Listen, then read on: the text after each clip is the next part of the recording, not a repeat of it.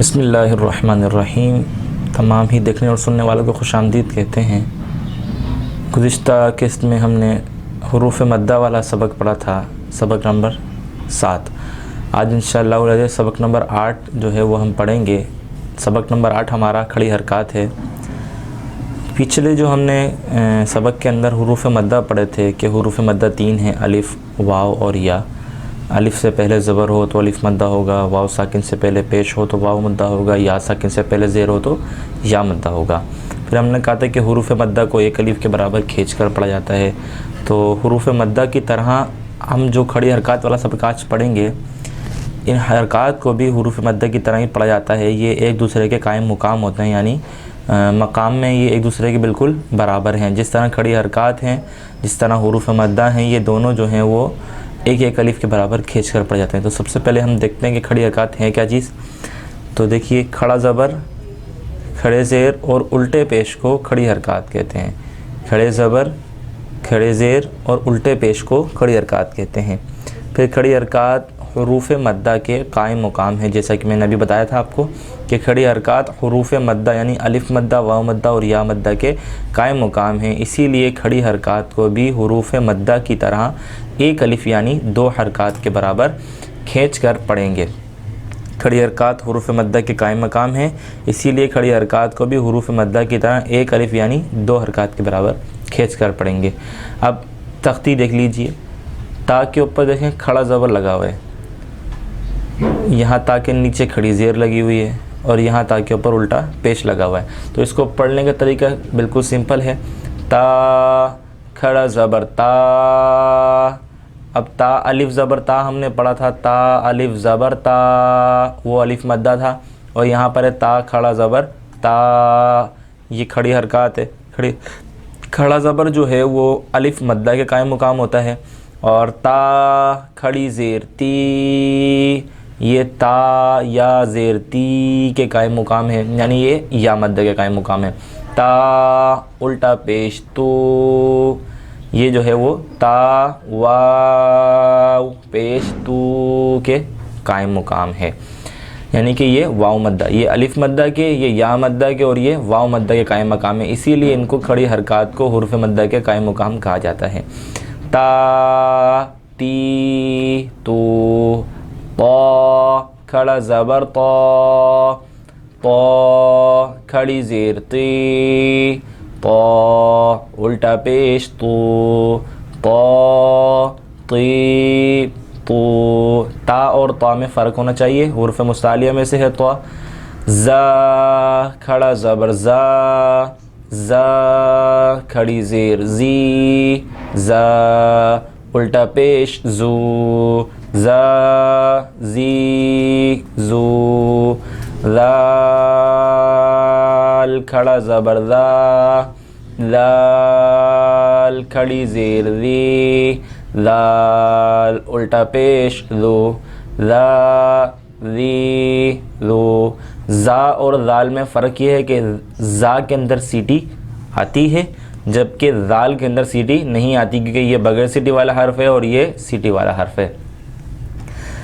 ضا کھڑا زبر ضا، ضا کھڑی زیر ضی، ضا الٹا پیش ضو، ضا ضی ضو۔ اس میں یہ حروف مستعلیہ میں سے بھی ہے اور بغیر سیٹی والے حروف میں سے بھی ہے، اس میں سیٹی بھی نہیں آئے گی اور اس کو موٹا بھی پڑھا جائے گا۔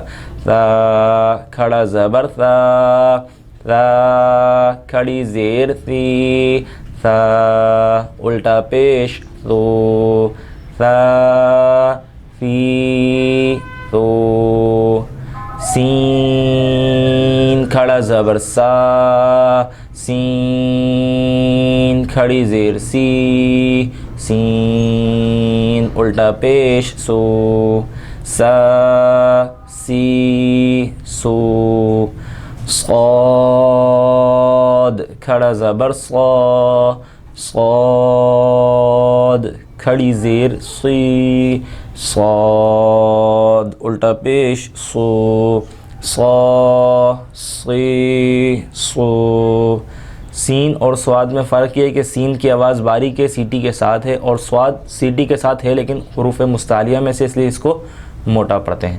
دال کھڑا زبر دا، دال کھڑی زیر دی، دال الٹا پیش دو، دا دی دو، ضاد کھڑا زبر ضا، ضاد کھڑی زیر ضی، ضاد الٹا پیش ضو، ضا ضی ضو۔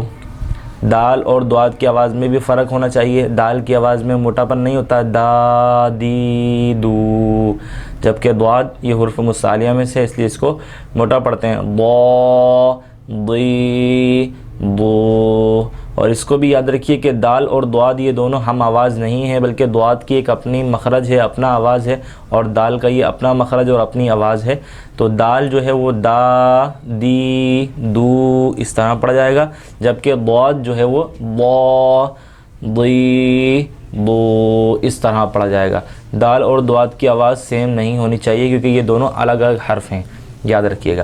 کاف کھڑا زبر کا، کاف کھڑی زیر کی، کاف الٹا پیش کو، کا کی کو، قاف کھڑا زبر قا، قاف کھڑی زیر قی، قاف الٹا پیش قو، قا قی قو، ہا کھڑا زبر ہا، ہا کھڑی زیر ہی، ہا الٹا پیش ہو، ہا ہی ہو، ہا کھڑا زبر ہا، ہا کھڑی زیر ہی، ہا الٹا پیش ہو، ہا ہی ہو۔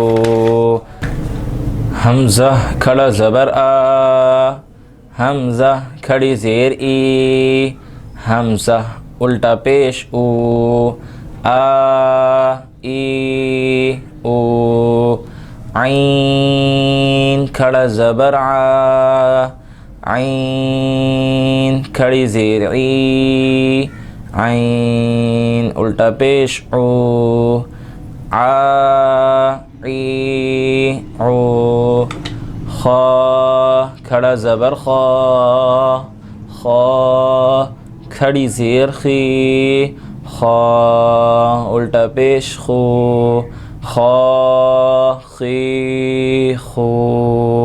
غین کھڑا زبر غا، غین کھڑی زیر غی، غین الٹا پیش غو، غا غی غو۔ با کھڑا زبر با، با کھڑی زیر بی، با الٹا پیش بو، با بی بو۔ میم کھڑا زبر ما، میم کھڑی زیر می، میم الٹا پیش مو، ما می مو۔ واو کھڑا زبر وا، واو کھڑی زیر وی، واو الٹا پیش وو، وا وی وو۔